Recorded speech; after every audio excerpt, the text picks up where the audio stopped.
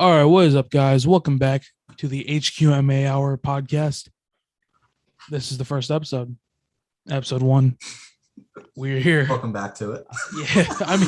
Shit, welcome back. All right, but yeah, we're just going to keep going from here. But yeah, so previously, late night shots that either will or will not be going on anymore. I don't know. We have a new group of people now. It's just going to be me and Nico today running this.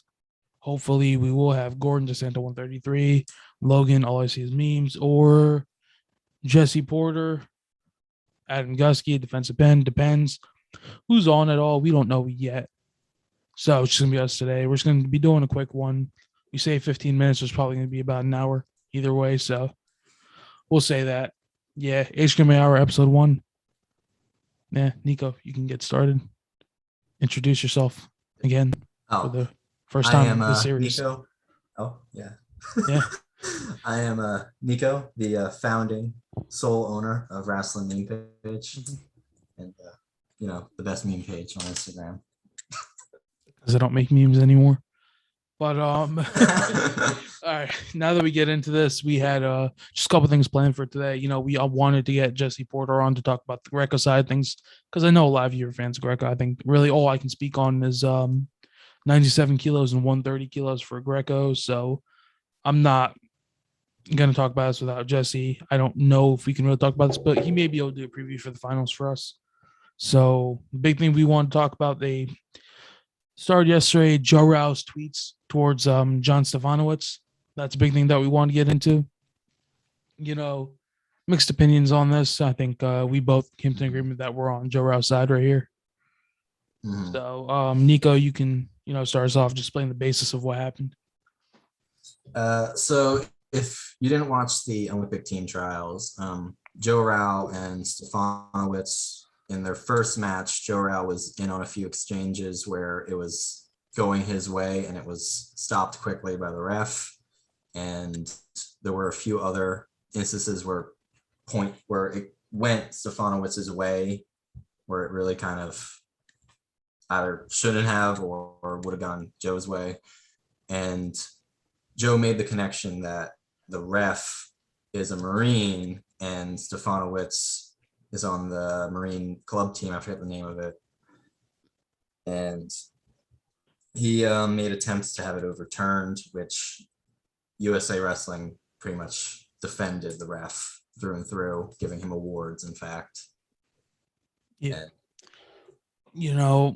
Maybe it came down because he was a Marine, all that, that's throw that out the window for now, but basis of it, Stefanowicz was teched. I know people will comment under the post saying, "Oh, it should be deleted," and all that bullshit. Like, at the end of the day, you can say it's not that deep, but this is the Olympics. This isn't some random fucking high school tournament, right?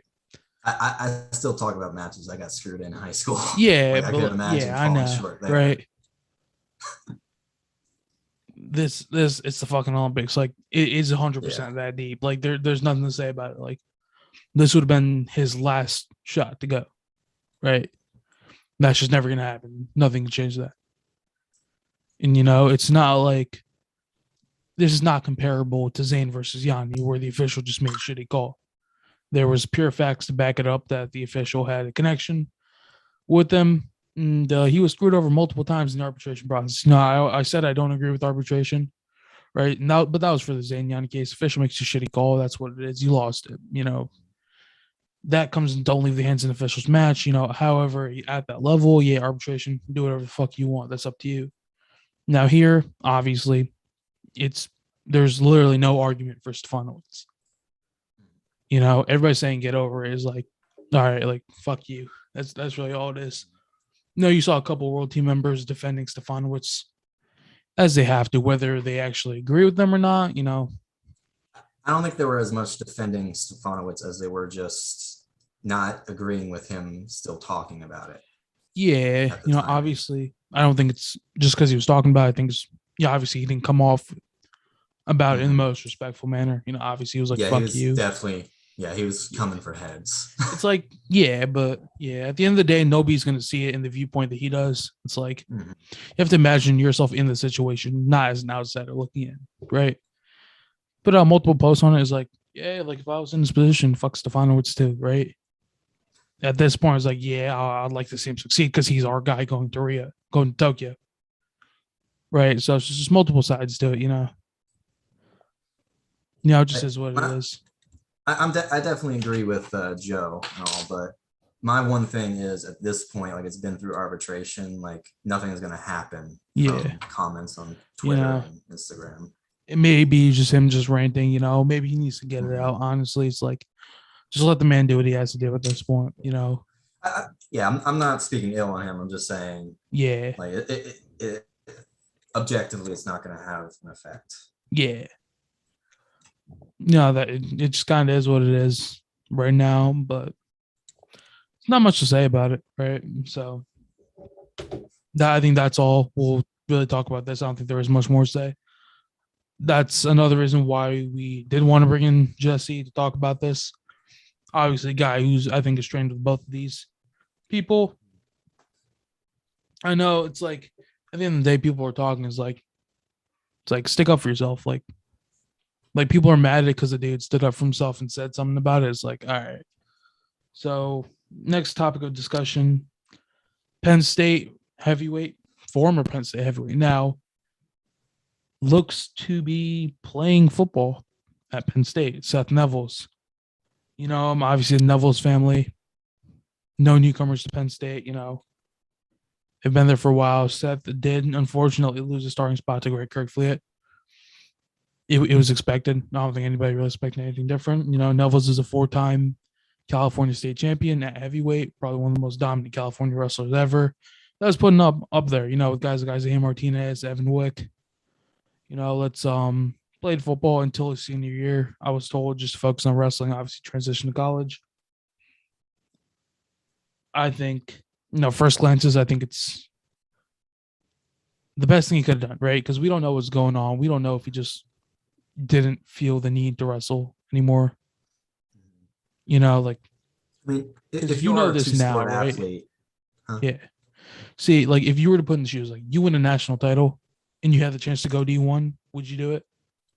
Chances Yeah. are not.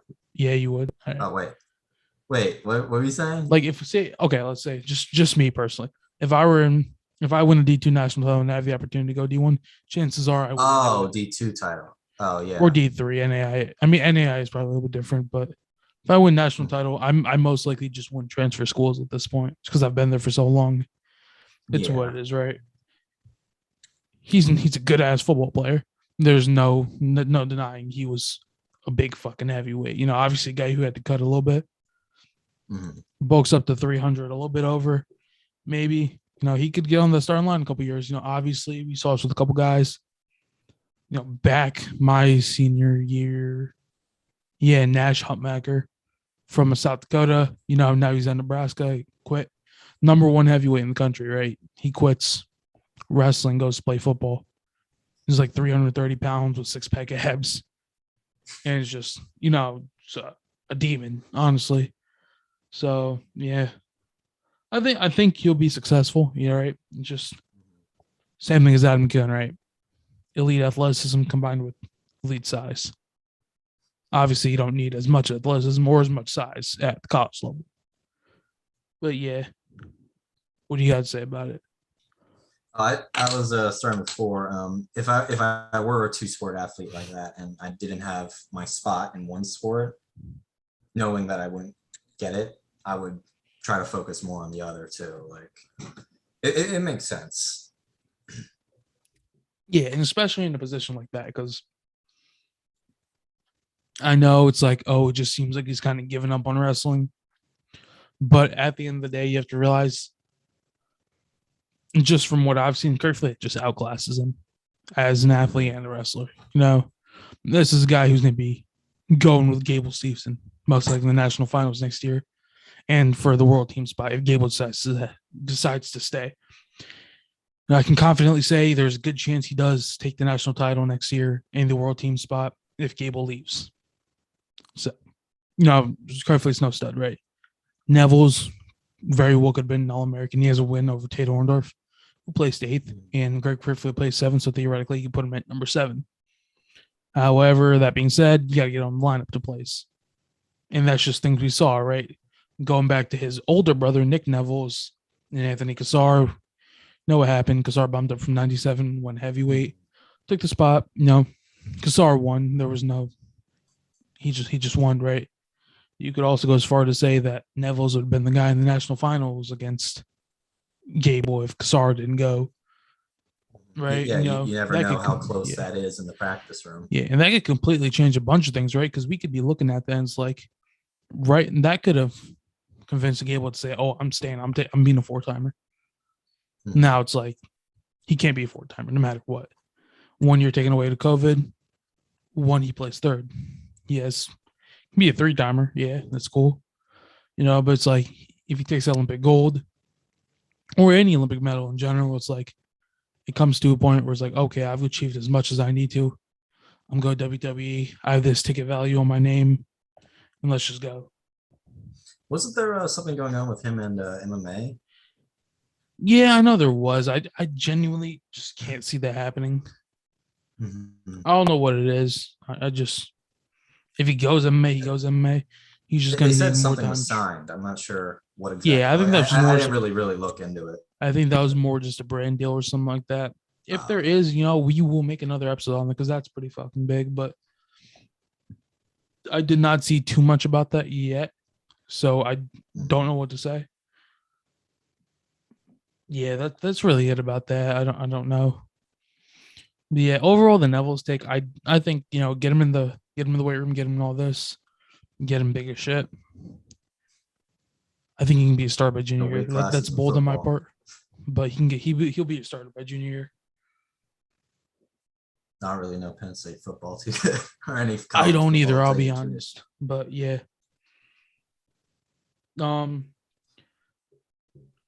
Big matches in Tokyo. I obviously we all saw that UWW troll account come out with a bunch of fake brackets.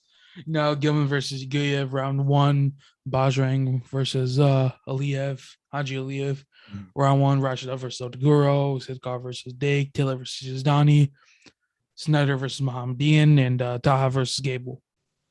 Basically just a shit on this. And it was pretty funny. I'm not gonna lie. But let's go over some actual big matches that could go down. So Uguya versus Mitric, 1 to 2 seed. Is this the biggest one? I don't think so, but this is the projected final. So if this final were to go down, I would personally take Uguyev, the Russian, in that, just because of how it went down beforehand. However, that's not my projected final. I would say Zavor Uguyev versus Yuki Takahashi, who is the Japanese rep. He did defeat Rio silver medalist Ray Higuchi in the wrestle-off, I think 4-2 it was. This might be a bold call on my part, but I do think if there's any time for Japan to take over wrestling, it's going to be now. Obviously, we've all seen that Japan has dominated women's wrestling forever.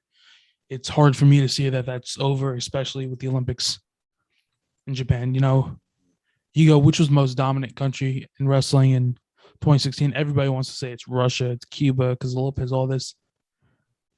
I know Yoshida lost to Helen Maroulis, but she's still a 3-time Olympic champ.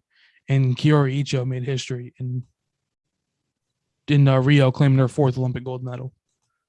So it's like Japan's always really dominant. It's hard for me to believe that Japan doesn't pick up at least a couple golds, especially with where it is. That people say it's not going to play in a factor. It 100% is. I do think if Takahashi gets a good seed, which I don't know what the seeds are at the moment right now, hopefully they come out soon. They might be out by the time we post this, so don't get mad at us. I think someone said they come the day before that weight starts. That's pretty stupid. I don't like that. But, it is what I saw. I don't know how.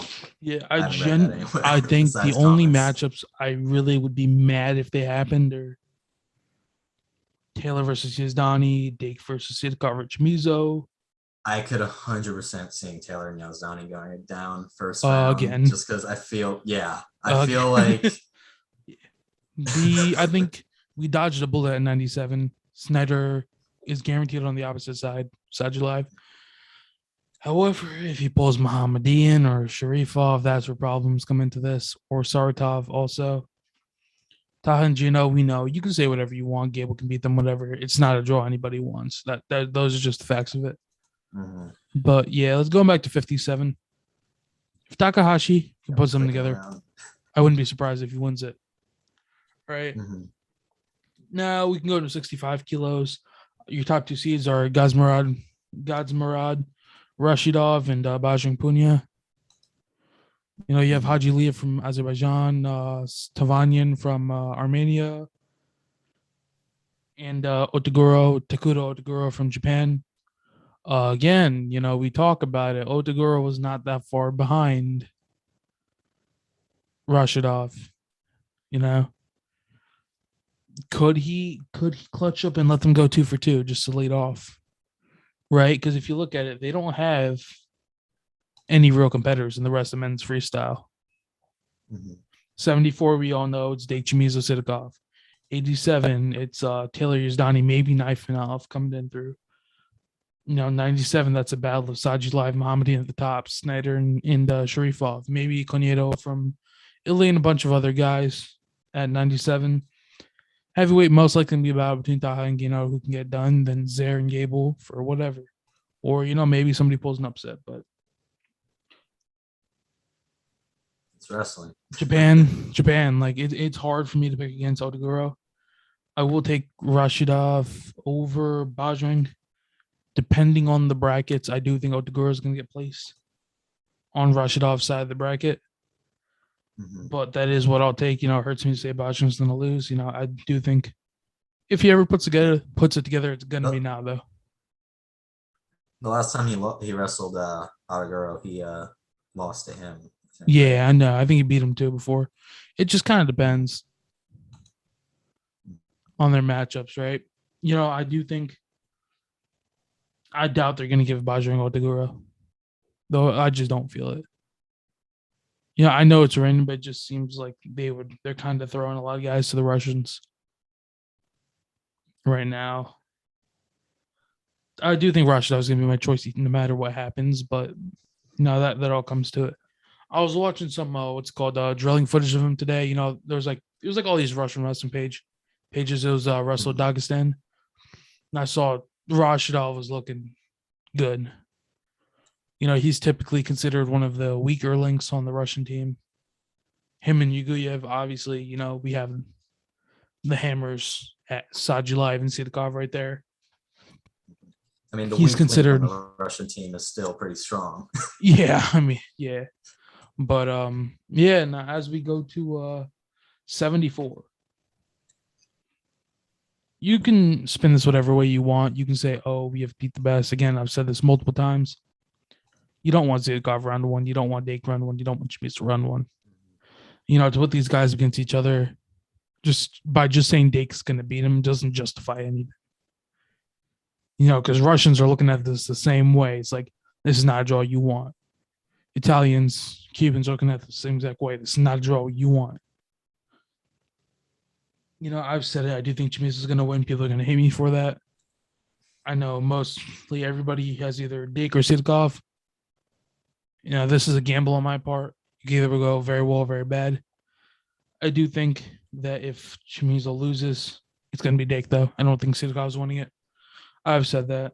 But, yeah, you can talk about it. I've been just ranting for a while. Got nothing to say with international. But I might be speaking with emotion. I've said it before. Dake's definitely hungry. He wants it. Like, he's been held off the team for so long, and now here he is at the Olympics. So, and he has the win over Chimizo before. Even it was close, but that was also it was beat the streets, right? It was the event where Taylor teched Miles Martin. It was like a random flow card. See, the thing for me about that one is it was up a weight class too. Mm-hmm. Where it was up a weight class, but it was also it didn't really matter. So I feel like neither of them were really throwing everything they had into it. See, yeah, that, and you have to realize going up a weight class was going to hurt Chimizo more than Dake. Mm-hmm. You know, it's obvious Dake had the upper hand coming into that match. I heard people talking Dake is going to tech Chimizo. Dake is going to do this, that. Look at that match. Chamizo dominated. The scoreboard doesn't show the same thing, but Chamizo won that match. If you just positional wise, right? How did Dake win? Garbage. That's really what it is. Can he stop that and can he continue to manufacture points, right? We know how good Dake's defense is. The two people that can get past, that have the ability to get past it, are Sidkov and Chamizo. It's just a matter of if they will or not. If Chamizo gets in on Dake's legs, I'll write that off for 2 points or at least one. Sidkov gets in, we'll see. I don't think Dake's, you can talk about Dake bombs all you want. I don't think Dake's flooring Chamizo. And as I say that, I'm going to fucking eat my words so bad. He's going to get fucking launched.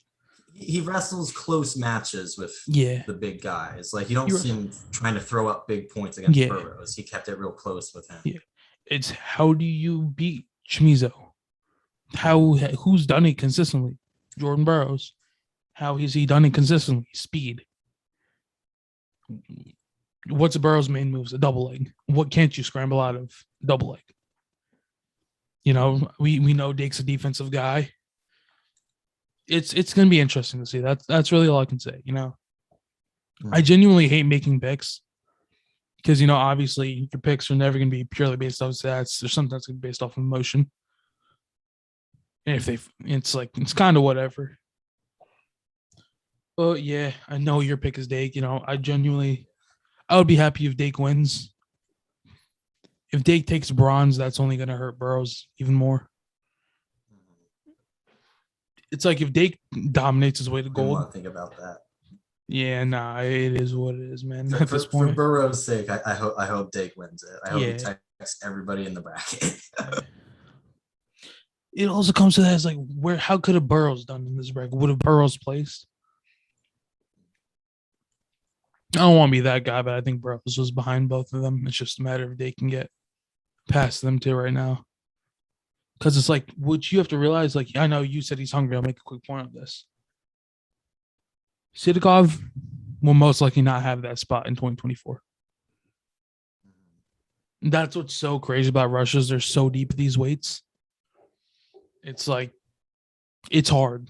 Like 2016, it was Gudiev, and now it's Sidkov. Gudiev is good. And Gudiev in 2016 would have came in and mopped the floor with Kyle Dake too, mopped the floor with David Taylor. But he loses he gets gassed out by Yazdani, ironically enough. That's what's showing me. Like, people are leaning towards Yazdani. It makes me feel like maybe they're not too crazy, just thinking about it from an objective standpoint instead of like an opinionated standpoint. Like, I don't know how to really explain that. If Yazdani doesn't gas out, he can very well win that match. Like, I know people are taking Taylor as like just Taylor for granted there. It's like, I don't know. That's a good segue into 86. But yeah. From like the shit I talk and like the comments, how I always bring up 2-0, 2-0. Like that doesn't guarantee a 3-0 win, As much as I make it seem that way when I talk to Iranians. And like, as we talk about this, that 2-0 doesn't mean shit. What matters is what happens at the Olympics. Yeah. You go back to a guy like Arthur Tamazov from Uzbekistan. He took plenty of losses in Worlds, all these. Like 3 golds at the Olympics, 1 silver. Taylor and Yazdani at Worlds, was that 3 years ago because of the year off? Which one? The one where we pinned him, I think, was 3 years ago. The one where he I thought he pinned him when they were like young. Yeah, see, when he pinned him, it was like 86 was weak. Like, I think Yazdani was being Sharifov, and Sharifov was, I think Sharifov was at 92. At that point, just scrapping with Saji Live when Saji Live was bulking up. It's like, it's like, I think we're writing down Taylor for the win just because there's nothing showing me otherwise. But if he pulls Yazdani first round, that's a bad draw for Taylor. That's what I will take later on.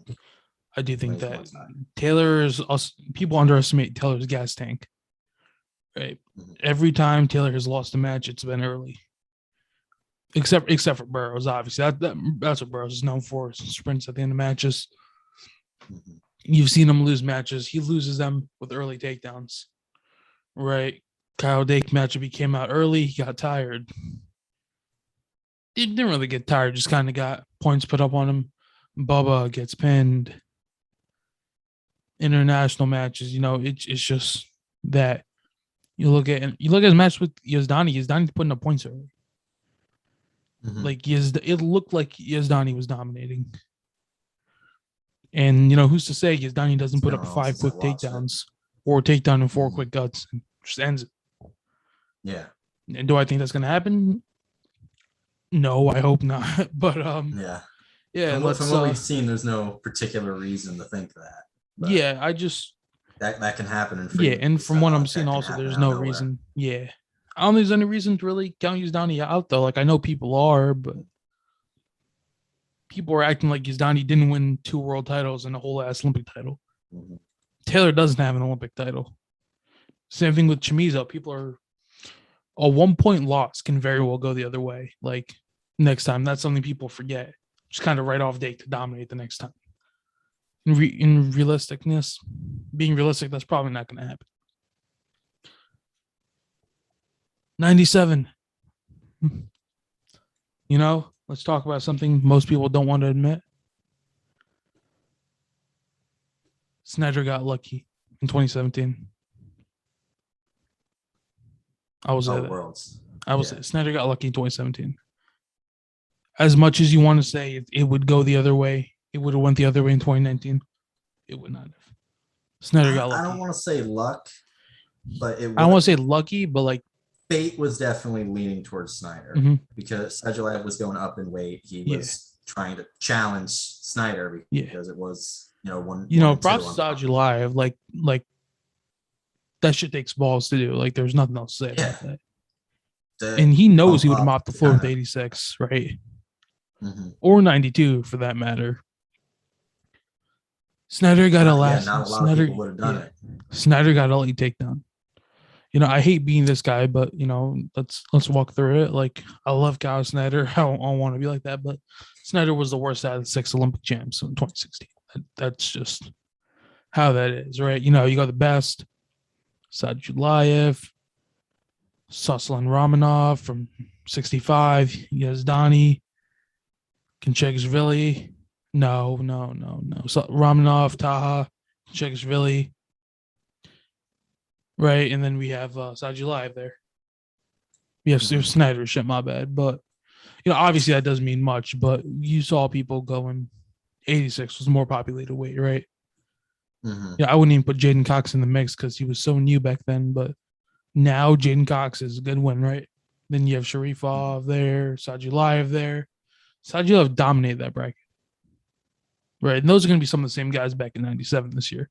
Obviously, Mohammedine was suspended for PEDs at that point. We saw what happened in 2018. It just comes through that Americans are going to write that off as a fluke.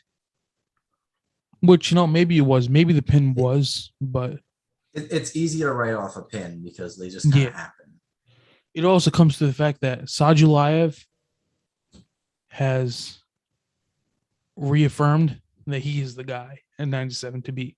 Every single event he has gone to, he has not lost. He was injured and he has not lost. That's the thing. Snyder, on the other hand, he's like, people want to gas it up like he's losing to nobodies. When in realisticness, he's losing to good ass guys. Mohammadi, and again, I will say it again and again, he could have very well been the Olympic champ at 86 kilos and upset Sadulayev. I will not count that out. Sharifov isn't already Olympic champ, right? This is one I think Varner was at 97, Sharifov 184. Before Varner was at 96, this was before the weight change, actually. He won it, and that's probably one of the craziest Olympics. Burroughs 174, Sharifov 184, Varner 196, Tomazov 120, 125, whatever it was. One of the more stacked Olympics. I think Konchegashvili made the finals at 57. just like the London Olympics is obviously was just the Olympics, like, of our lifetime that we've seen. Yeah. As damn, I'm like a whole ass adult now. That's crazy too. But like now that I think about it, I remember we were talking about it, so it's just like damn. But yeah, just into that, I don't see myself picking against Saju live. Yeah, If he loses, he if you're loses. betting money, he's a smart bet. Yeah, even with those negative 225 odds, I don't see myself betting against Saju live. That's how you cover your losses at other weights. Yeah. Like honestly, I've said the smartest bet probably Tamara.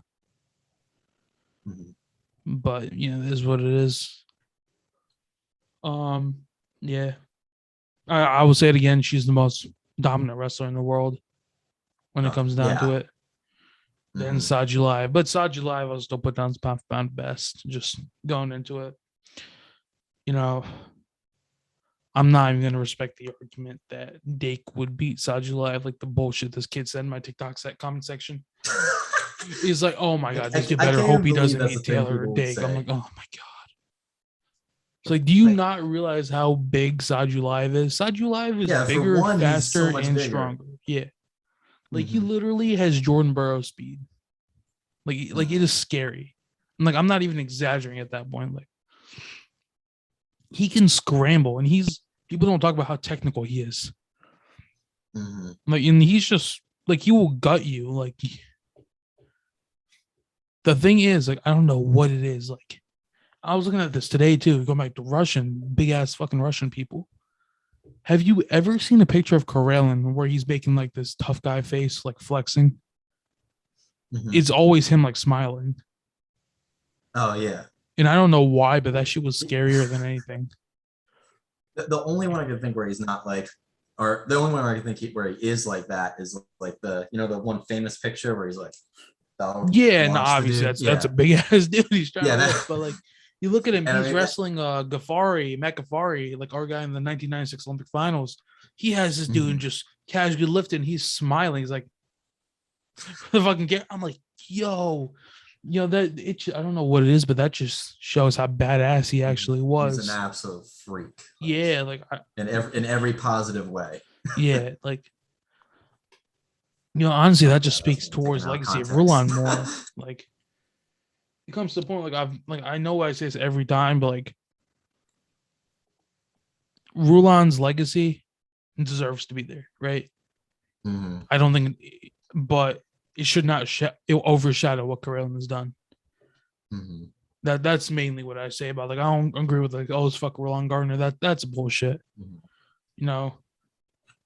Like Carellin's definitely the goat, Yeah. but like Rulon's still the goat slayer. Like he Mm-hmm. took him, like he beat him. Yeah, we talk about Marula so highly because she beat Yoshida. We talk about Brandon Slay so highly because he beat Satia. Then we just say fuck Rulon, right?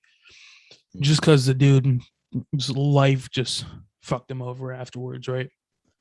He ended up on the Biggest Loser, snowmobile accident, Yeah. lost a couple of toes.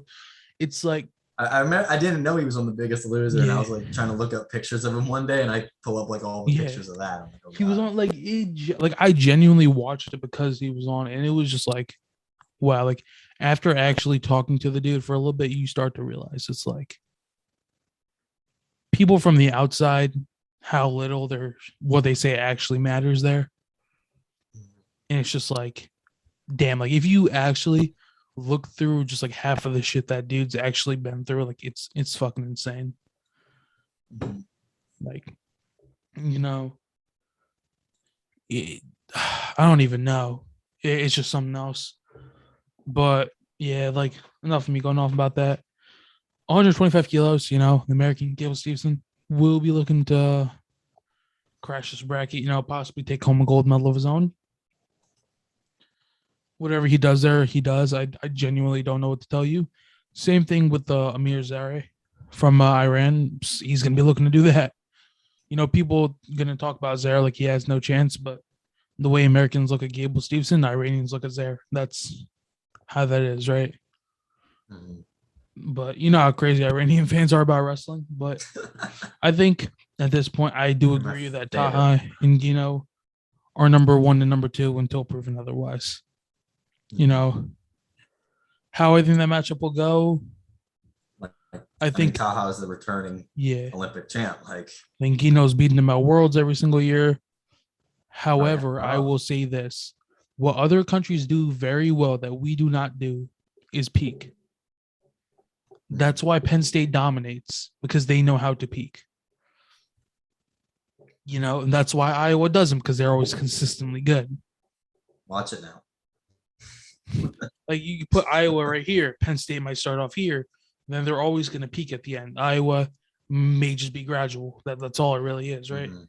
Let's see with other countries. I will say, out of a heavyweight, Taha has the highest peak out of anybody in the world. Mhm. And Shimizu. If they peak, it is over. That's what I will say. I genuinely think if Shimizu wrestles like how I know he has in certain events past, he will take home gold. If Taha brings his A game and he hits a peak, he will run through that Are you bracket. saying Chimizo? Yeah, I said Shimizu. Oh, I did. I was confused. Like genuinely, Like, like have you seen Shimizu wrestle? Like you see sometimes he's out here losing on ranked guys. Somehow he's out here. Mhm. Looks like he was bullying Jordan Burroughs until Burroughs came back, right? If he can Mhm. put this together, he's gonna dominate that bracket. Yeah. If he pulls in his A game, I think he's dominant. He's not gonna have a match closer than 5 points. We saw that when he beat Gino 6-1. Again, fuck UWW, fuck whoever is doing that.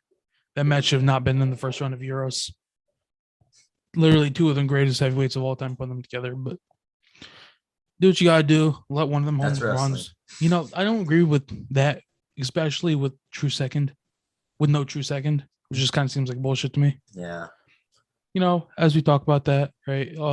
I think True Second should always be an option if you both lost to the winner. Like, I don't it agree just in the makes sense. Olympics, but I think they should see the entire bracket, at least if they're not going to have a True Second. Yeah. I agree. That's why. Yeah, neither. that's why I'm a fan of the two bronzes, at least for that. Mm-hmm.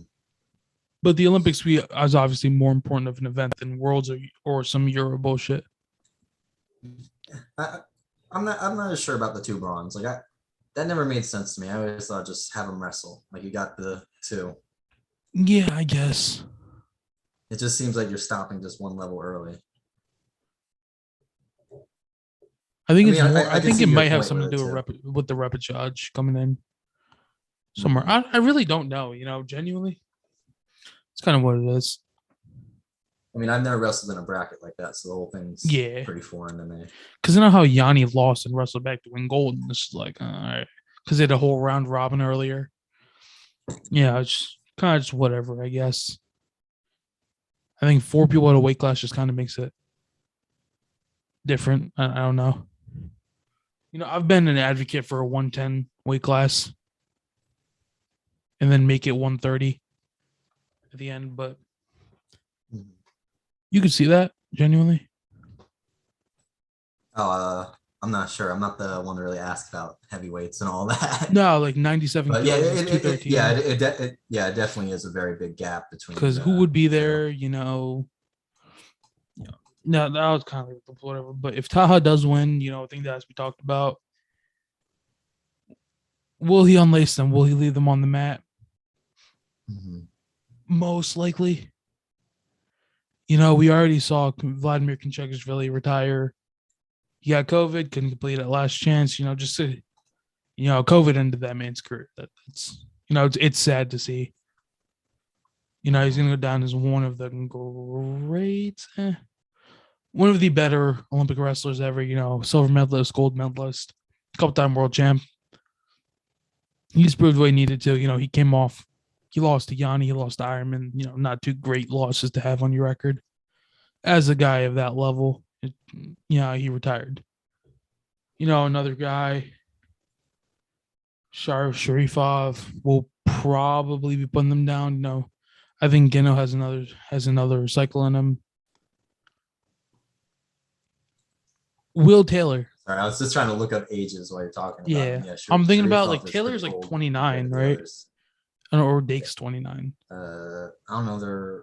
Hold on. It's like genuinely that may be a genuine question. Can he? Will he put them down after? Will he hang them up? I don't think Dake will, but let's just Yeah, I looking don't through think names. so. They're, You know, they're it would be. definitely at the age where you would get it. Yeah, Dake is 30. They're definitely See, at yeah. the age where you could see it. But like I've said before, they've been kept out of the world and Olympic cycle for so long. Yeah. See, what I'm saying about Dake is I know nobody's going to expect it, but why is the only reason he's really kept wrestling the Olympic gold? And who's kept him from doing that for so long? Jordan Burroughs. He gets that gold. What else does he have to do? Because I doubt he's making it to 2024. It's a storybook ending. Like, people don't get that. Like, obviously, Burroughs didn't, you know. Taylor might, you know. The thing about this is it's only 3 years away, which is the better part. Paris is only 3 years away. Yeah. You know, I think Snyder's still going. You know, obviously Lopez is hanging him up. Arthur Alexanian, you know, bronze medalist in 2012, gold medalist in 2016. If he wins another gold, he's going down as an all-time great. He will hang them up. Most likely, you know, I'd love to see him win in 97 kg in Greco. Lopez, I think he's the oldest competitor in the Olympics at 38 years old. From what I've seen, you know, if he wins gold, he's the GOAT. Like I'm not debating that with anybody anymore. When Karelin lost to Rulon, he was 31. Lopez winning his third Olympic title was already older than that. Just for his age, you gotta give him points. Just for his age, like that's something that's never been done before. Like I know people, you know, genuinely. Another thing I want to touch on is roids, right? People want to act like our guys haven't done shit either. That's pretty funny. It's like, look at our guys. Who's the most obvious guy that's probably on something? Kyle Dake. You think? Why do I say that? You know, TRT. Just hear me out. Either him or Jordan Burroughs. They're getting old. We got to keep up. You know? TRT, that's testosterone, right? Replacement, yeah. Like, it's still illegal, but it is that. Obviously, first people's glance would think Gable just because he's fucking jacked, but at the end of the day, it's not really like that. Oh, something I did want to talk about, dude, is Minnesota put out a picture with Gable and Brendan Eggum. Dude, Eggum was fucking jacked. Low key just looked as big as Gable. I don't know what it was. It was on like Minnesota wrestling Twitter. I was like, damn. But yeah, like, dude, I genuinely, the only things that would legitimately piss me off is if Taylor and Yazdani meet in the first round, or Mihan Lopez and Riza Kayal meet first round. Those are the only two. Otherwise, honestly, I don't know. I think there's definitely a lot of room for Dake to get screwed over in the seeding. There's really only two draws that could be bad. He's going to have to go through either Chamiza or Sidkovsky to the finals. You know, if he loses to somebody else, their question was answered right there. You know? Nothing really. Again, though, like we said, you're going to have to wrestle them at some point, but you still just don't want to see him first round. Yeah. It's like you could see Taylor was tense with that match with Yazdani first round. Taylor didn't want to wrestle Yazdani first round. Like, he won, but you could see he would rather. In the finals, he looks so much more calm. That's maybe a collection of obviously especially Yazdani and Taylor versus Yazdani with them, because the gas tank is the number one thing in Taylor's favor there. So the later in the tournament you see him, the more worn down you get him. And that's not to say Yazdani has a bad gas tank. It's also just to say that Yazdani was physically outsized. I'll go as far as say, you know, Snyder has a great gas tank, obviously, just because of how much cardio and shit he does. And to be able to move that, Snyder's jacked as fuck. to be able to pump that much blood through that much muscle, he's in good shape. Yeah, I'm not saying any of them have particularly a bad gas tank. Just and compared to the U.S. guys, we tend to. Yeah, what I wanted to touch on is size, right? Mm-hmm. If Yazdani's 86, does he get gassed? I don't know. You saw the size wear on him because you wrestling a 125, you're probably gonna be fine. Mm-hmm. If you try to wrestle me, say you're bullying my ass around the fucking underhooks, right? You're gonna get tired much quicker. Theoretically, you would think, okay, you want to tire me out to take me down. By doing that, I want to, theoretically, let's say I don't just snap your face into the ground and just go front blocks, whatever. You would tire yourself out more just trying to move me around with underhooks throughout the mat. Yeah, and that's obviously what Iranians are known for, just their dominant underhook series. Iranian upwards, at least, I don't give a shit about their lower weights, but yeah, that's just genuinely what they're known for, right? Mohammedan, Reza Yazdani, way back, he dominated Jake Varney. I don't even think he wrestled in 2016 or 2012. If he did, I don't think Snyder or Varner would have ever won it. But, luckily he didn't. Time come that. Mohammedan right now, like, he teched Bo Nickel in the first period, teched Colin Moore in the first period, teched Kyle Snyder. Like, he's there. People want to say, oh, Snyder's coming back. He's coming back. The fact is, Mohammedan's done more than enough to prove himself. And, this may just be Iran's time. He's got the better chance. Yeah, 100%. This, like, as much as most of you guys are going to hate to say it, this may just be Iran's time to dominate. Mm-hmm. You have to look at it from, again, an unbiased aspect. This could be our time to dominate. 74, 86, 97 heavyweight. I mean, 86, 97 heavyweight. Fuck Dake right now. But, 86 Taylor, 97 Snyder, 125 Gable. Iran's looking at this. I think there's a good chance of either the U.S. or Iran really sucker punching Russia in some way. Yeah, 100%. You look at Iran's chances now. They have Yazdani there, Mohammedan and Zaire. Like, Zaire is this prodigy who may come up and fuck shit up. Gable's this prodigy coming to fuck shit up. They're looking at the same way we're looking at Gable. I think there's a clear talent gap with Mohammedan and Snyder, but Snyder's still an Olympic champ. There's 3 Olympic champs in that bracket. Obviously, people are going to be overlooking Mohammedan, the guy who hasn't really done shit so far. 86, there's an Olympic champ, 2-time world champ, and then David Taylor is also a 2-time world champ. You could say he would have been a 3-timer, but again, I don't believe in saying that if he hasn't done it, no matter what the circumstances are. Mm-hmm. It's what that is. You look at Russia's chances, right? They're not really existing except for Sadulayev. You look at 86, they have Artur Nifanov, who's theoretically second tier to them, but also first tier compared to everybody else. 97, obviously, Sadulayev. He's something special. We've known there. And heavyweight, Sergey Kozyrev. He could pull a miracle.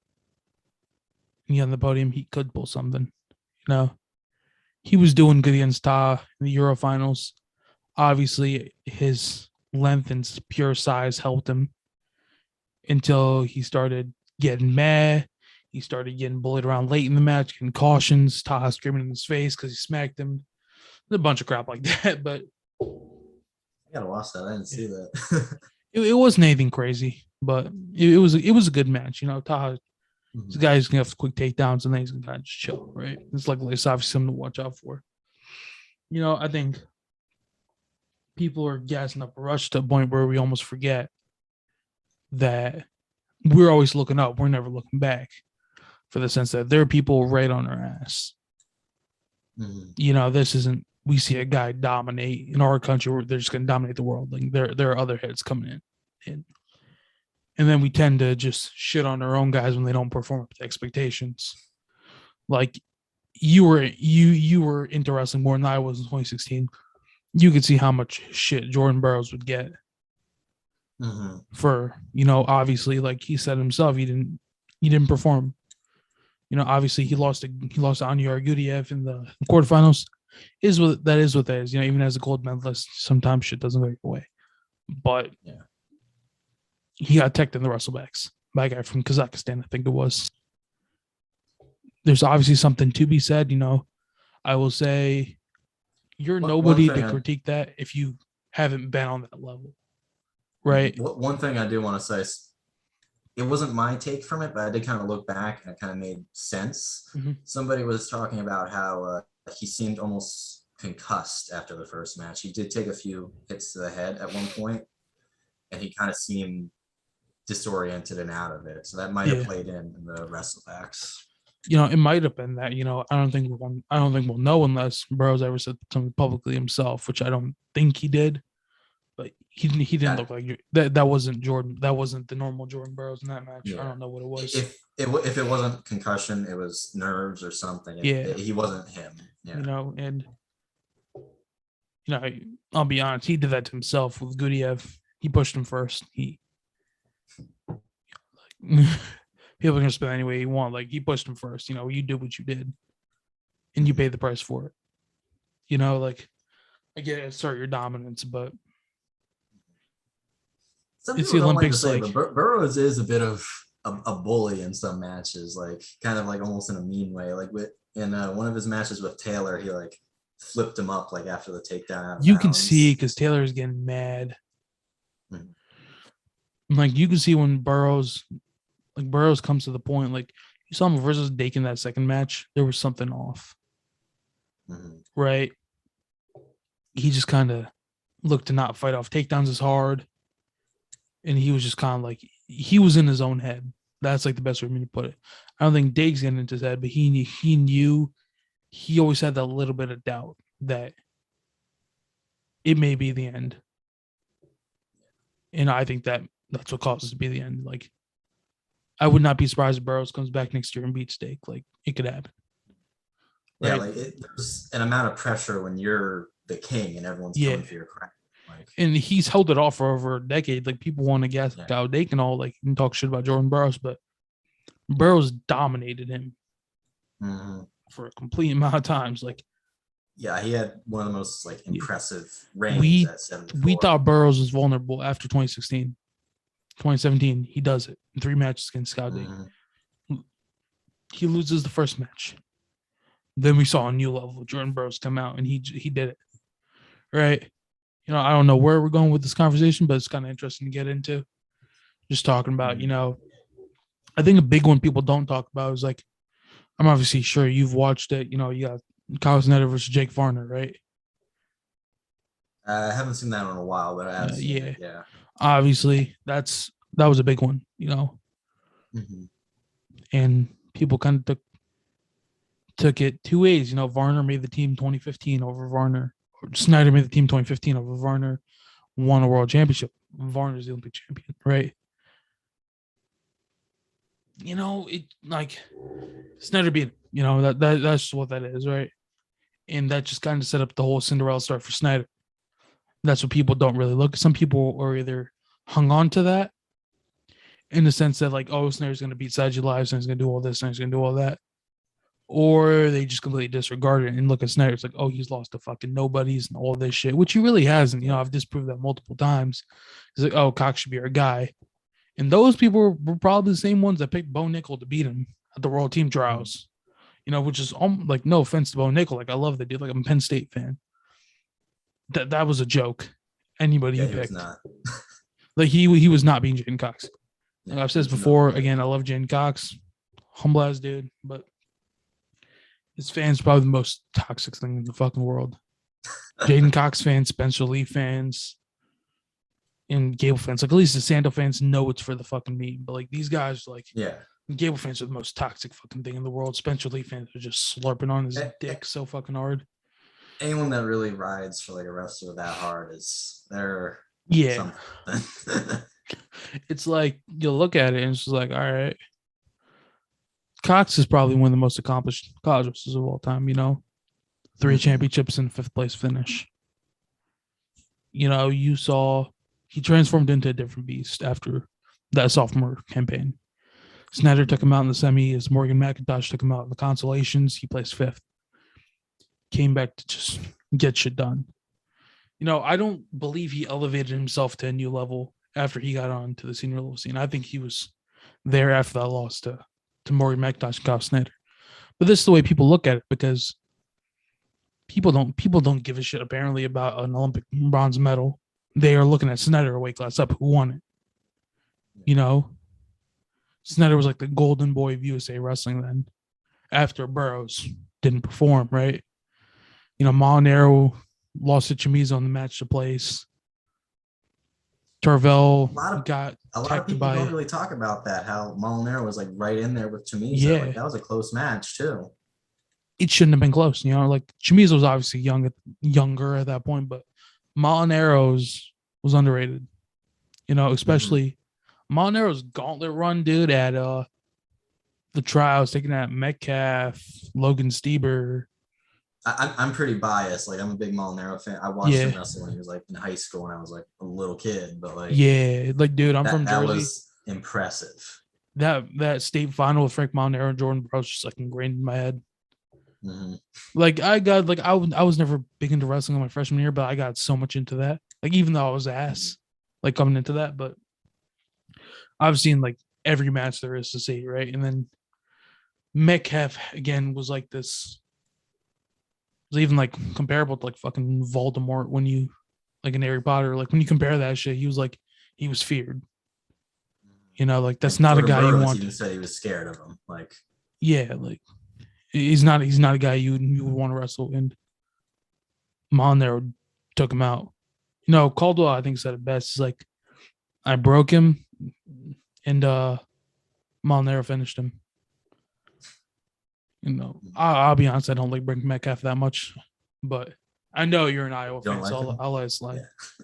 Yeah. After Caldwell, you lost all respect. I don't think, he's probably a chill dude, but after that, there's no coming back from that. Yeah, I agree with that, but you fucking tackled dude during the backflip. It's like, I get that even if there was a second left in the match, it's like, at least keep your pride and just take the L like a man.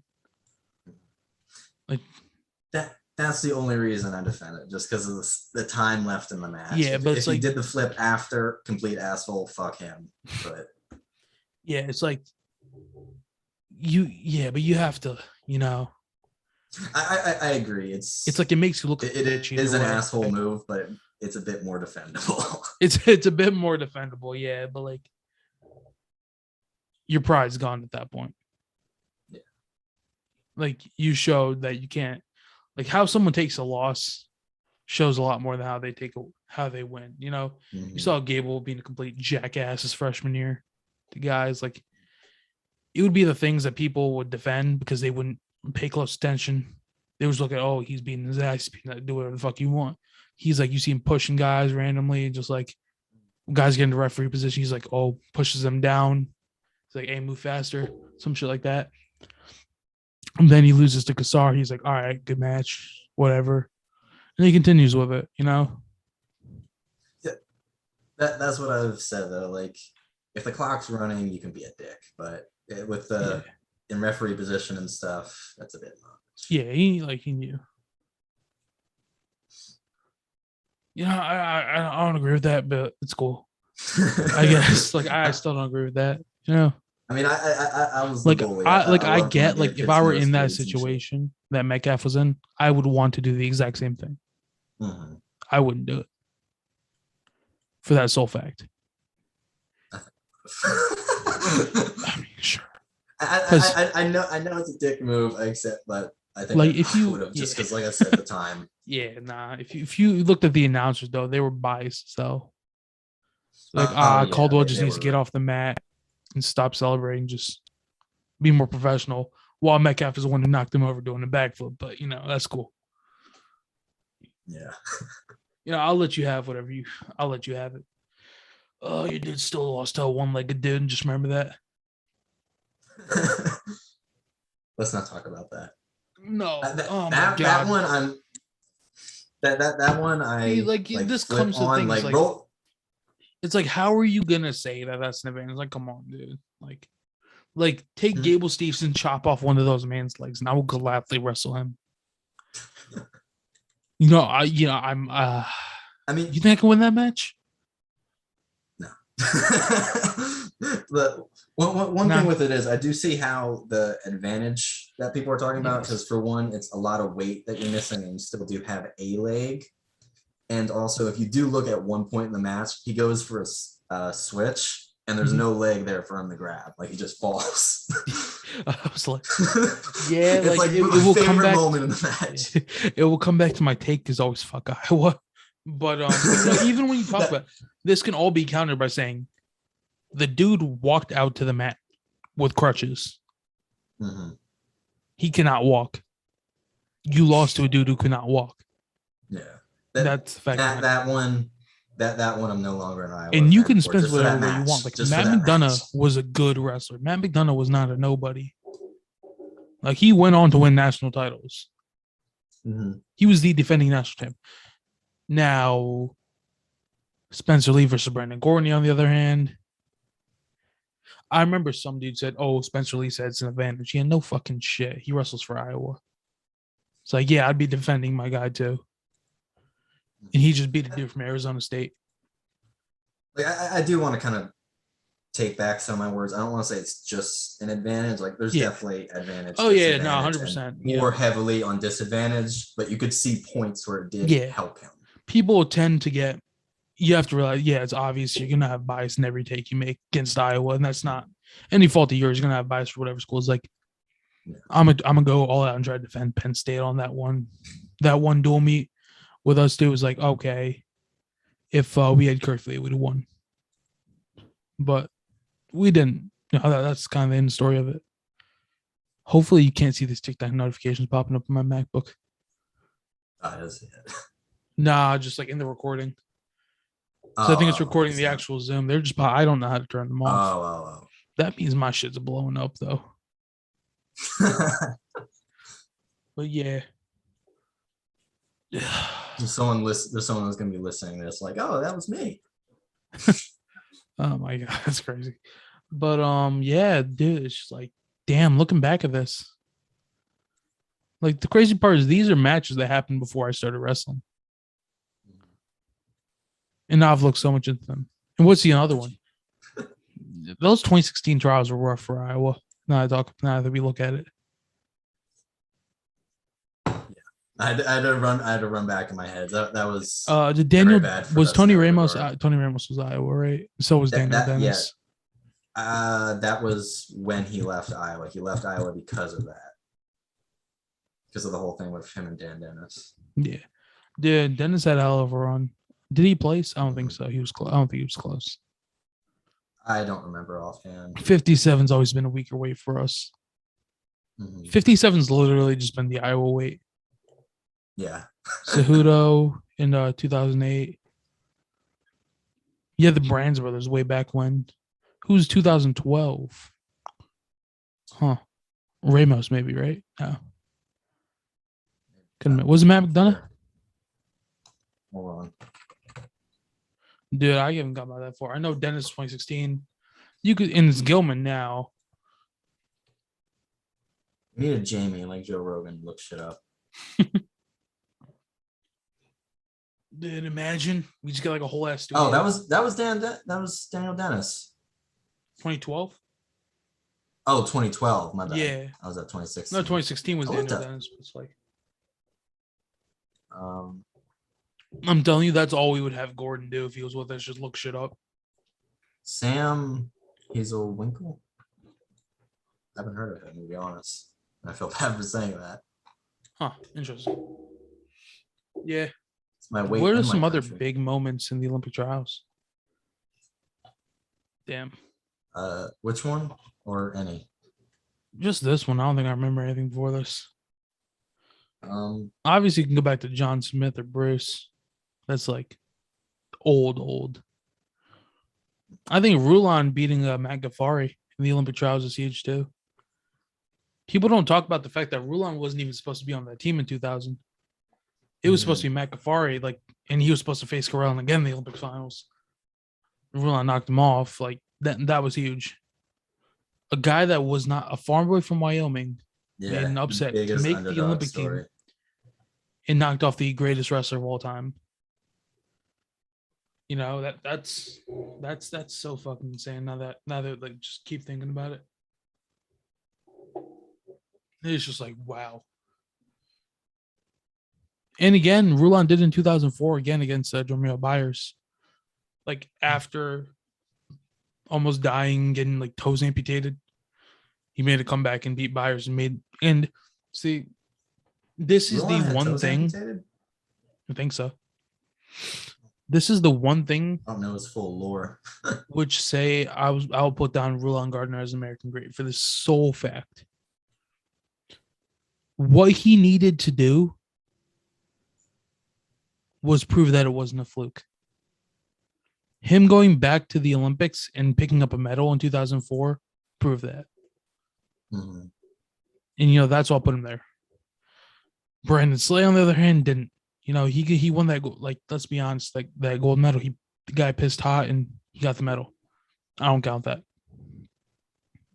Like, it's going to piss a lot of people off. Like, same thing with the Arthur Tomazov. Like, he lost 2 medals because of doping. I don't care. Whoever got their hand raised got their hand raised. That's what that is. Really? That's your take on that one? That's my take. Yeah. Like, see, like we talk about it different ways, right? Roiding at the senior level is who gets caught. If you roid at the cadet or junior level, fuck you. You're a piece of shit. U23s, I don't genuinely care. Those are just irrelevant. I've always been really anti-doping. Like it, to me, that kind of like taints your whole record because then it raises the question: when didn't you get caught? You know? Yeah, that's what we talk about. It's like when people want to bring this up, like a guy like Karelin was doping, like no shit. It's like, but let's not make it out to seem like a guy like Satiev was not, just because he wasn't this. Oh, was Karelin doping? I mean, he was on roids, obviously. You think? Like, you know, there's always going to be that chance he wasn't, but I'm pretty sure he was. I know he was just like a freak from birth. Like, yeah, he was. I think. Everybody was at that level. He said he weighed like 14 pounds or something like that. He was like 183 when he started wrestling in like 6th grade. There's always the chance that he wasn't, but his nickname was the Experiment. Yeah, he might have just been a Russian experiment, like genetically from the get-go. It's like, I will say that I think Satiev, like, even though he wrestled 74 kilos, 86 kilos, I do believe he was on roids too. Like, there's a lot of these Russians, like, even if they aren't the big ones, like Sadulayev, let's be honest, he's on something. Mm-hmm. Mohammedian's probably on something. Lopez. I don't ever like to accuse if they don't get caught. Yeah, see, like, that's what I'm saying. Sadulayev does kind of have a roid look. Yeah, like just the way his body's built. It's the thing is why people don't get caught. This isn't just you fucking injecting roids in the bathroom. These are some of the best doctors in the world experimenting on how to not get caught. These are countries threatening water testers to kill them if they come to their country to test. Right? Like when I made a meme about Russia doing drugs, I had like a Yakov Smirnoff joke in the caption. In America, you test your athletes for drugs. In Russia, we test our drugs for the athletes, or something like that. They're not wrong. It's like, what's your excuse when an American gets caught? Are you just gonna fucking disown them? Like, if Gable gets caught on roids, like, I'll be honest, I don't care. Like, I'll keep the same energy.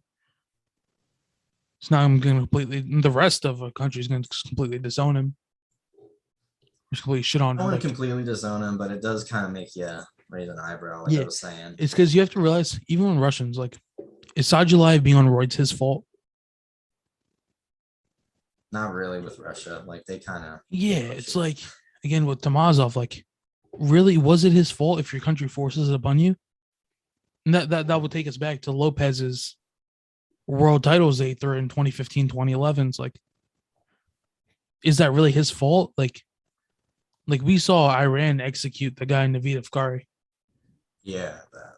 You know, because of something like that. You know, obviously, it sucks. That was a bit different than the roids, wasn't he? Like speaking up against the government. Yeah, I think he It's something like that. But like these are things that will kill you over. This is not like those countries don't fucking play. That's what people have to realize.